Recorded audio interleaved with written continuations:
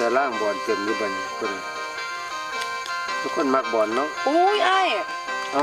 ไม่งอตอดคอยแม่โอ้ยพุ่นน่ะโอ้ยปวดยัง คอยไปจับกางเกงเงินไม่งอตอดคอยเอ้าใช่ ปวดพุ่นน่ะโอ้มันปวดจังเลยไม่งอดหั่น โอ้ย บ่มึงเนาะโอ้ยเฮ็ดจังไหนล่ะอ้ายจังสิเศร้าบัดที่นี่บ่มียาเขาว่าเอาเหล้าใส่ อ๋อ เหล้าก็บ่มีใส่ โอ้ยปวดเฮ็ดจังได๋ในบ้านอะครับมืดปานนี้ เฮ็ดจังไหนอ้ายจังสิเศร้าปวดขวบเก่ามันพุ่นแหละ ฮะมันตอนนี้ก็พุ่นแหละมื้ออื่นเวลานี้มันยังสิเศร้าโอ้ยจ่ายก็กระต่ายพอดีตัวนู้นโอ้ยปวดไปหมดคอแขนแล้วปวดที่แต่แรกก่อนนั่นบ่ผู้เฒ่าว่านั้นมีสูตรอยู่สูตรใดล่ะอ้ายโอ้เร็วๆนี่เป็นหยังพ่อใหญ่ว่านอนนํกันฮะนอนนํกันเศร้าเลยว่าซั่น เอาคือว่าจังซั่นอ้ายมันปวดแม่งอดทั้งข้างแม่งอดทั้งข้างอันนั้นแหละไปนํกันเอาหลอด